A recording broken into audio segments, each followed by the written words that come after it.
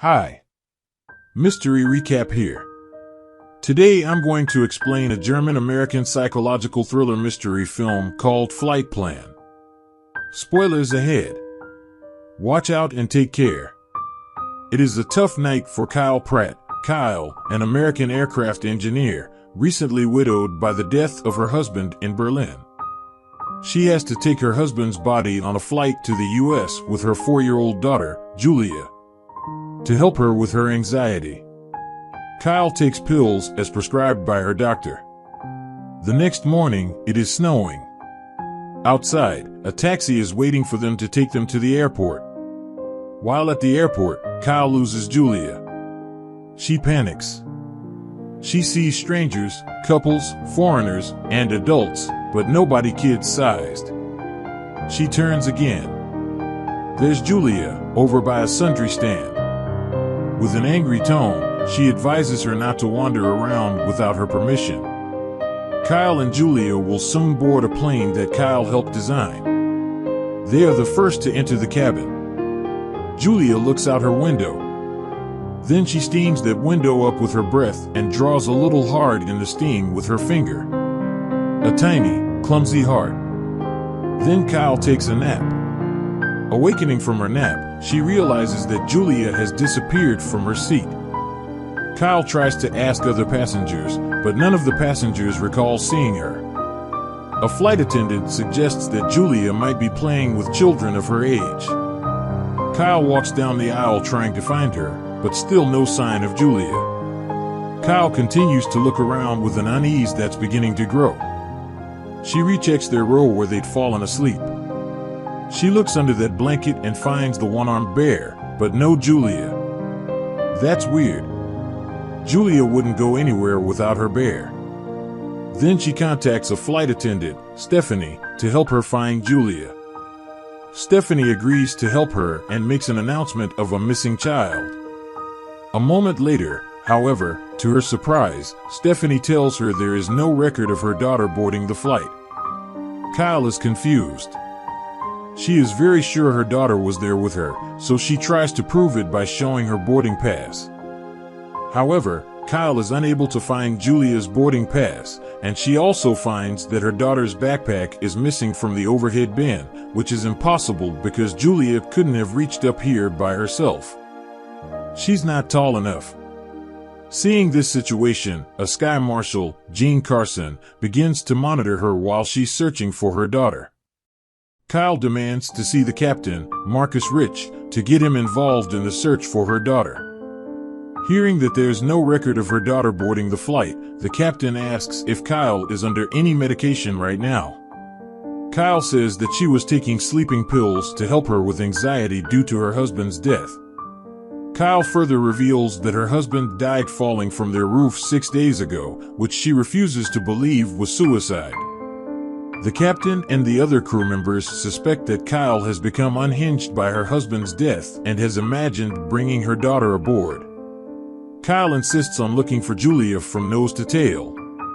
Captain Rich reluctantly agrees and orders the crew members to do a thorough search. The lights in the cabin are turned on. An announcement is made to all passengers not to leave their seats.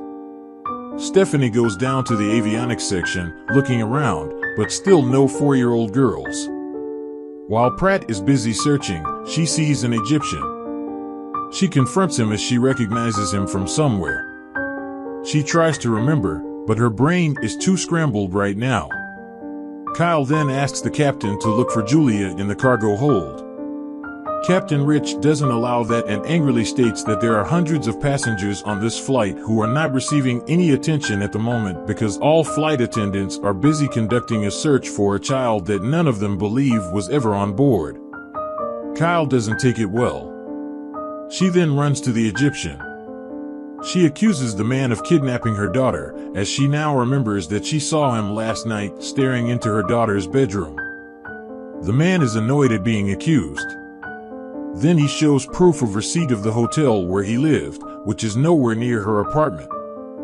Then chaos ensues. Kyle forces the man to confess. They fight. Carson, who is fed up with her behavior, states that her husband's death makes more sense now. A couple of hours with her, and even he is ready to jump. Not long after, Captain Marcus receives a wire from the hospital in Berlin that says Julia was with her father when he fell off the roof and also died of internal injuries. Now the crew believes she is delusional. Kyle furiously denies it. She is very sure that Julia is still alive and still on the plane. Carson now feels that Kyle is a threat by making up such a story, so he handcuffs her and keeps her in her seat. A therapist, Lisa, approaches and tries to console her, causing Kyle to doubt her own sanity. She now begins to accept her daughter's death. However, she then notices that a heart Julia had drawn earlier on the window next to her seat is real. Kyle becomes increasingly convinced that something weird is going on. She then convinces the therapist to let her use the bathroom. Instead of doing so, she climbs into the upper compartment and sabotages the aircraft's electronics, deploying the oxygen masks on interrupting light. All passengers and crew start to panic, but Carson realizes that Kyle is the one behind us. She uses the chaos to take a dumbwaiter to the lower freight deck. She finds her husband's casket. There, she unlocks David's casket. Suspecting Julia is inside, but finds only her husband's body and nothing else. Carson finds her, puts her in handcuffs, and escorts her back, announcing that the flight is making an emergency stopover at Goose Bay Airport, where she will be taken into custody. As she is escorted to her seat, one of the passengers begins to applaud. The applause spreads, filling the deck. Some others are staring at her, including the Egyptian. Kyle reaches the back room, where she stops and sits there. Kyle makes a final plea to Carson that she needs to search the plane upon landing. Carson considers for a moment, then decides to speak to the captain. However, instead of speaking to the captain, he sneaks down to the freight deck. There he removes 2 explosives and a detonator concealed in David's casket. He then climbs down to the avionics section and attaches the explosives to the side of the platform, revealing Julia, who is sleeping. At this point, it is revealed that Carson has been the mastermind behind all of this. Carson and Stephanie have conspired to hijack the aircraft for a $50 million ransom and frame Kyle. Due to her knowledge of the plane, they abducted Juliet to force Kyle to unlock the casket where he placed the explosives and detonator. Carson tells the captain that Kyle is a hijacker and threatens to blow up the aircraft unless the airline transfers $50 million into a bank account. Carson then tells an unnerved Stephanie that he intends to blow up the plane, killing the unconscious Julia, and leave Kyle dead, with a detonator in her hand. Kyle still couldn't believe everything that has happened. She anxiously looks out of the window as the plane is about to land. Other passengers are confused because of the emergency landing. After landing, the passengers exit the aircraft. As the captain is leaving, Kyle confronts the captain, who angrily declares that the ransom has been paid. Kyle is confused by this. Soon she realizes that all this is Carson's doing. He uses the situation to twist the truth and makes it look as if Kyle is a terrorist. Realizing this truth, Kyle decides to take advantage of the role of hijacker, commanding Carson to remain aboard and the crew to leave. Carson hesitates, but he realizes that if he refuses, it would be seen that the charade would be his. As soon as the plane door closes, Kyle knocks Carson unconscious with a fire extinguisher, handcuffs him to a rail, and takes the detonator from his pocket. Stephanie comes out of hiding.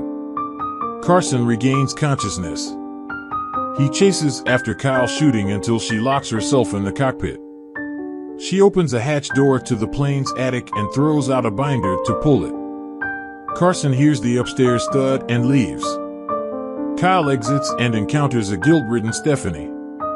She punches her, who panics and immediately flees the plane. Kyle continues to look for her daughter in the avionics, and she finds Julia there unconscious. She immediately hugs her and carries her.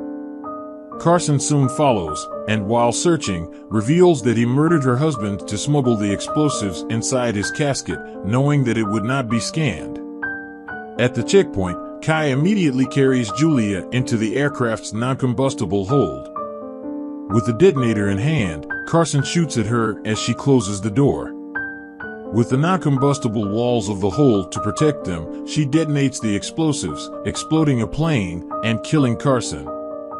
The passengers and crew watch the explosion in shock. A moment later, Kyle appears with her daughter.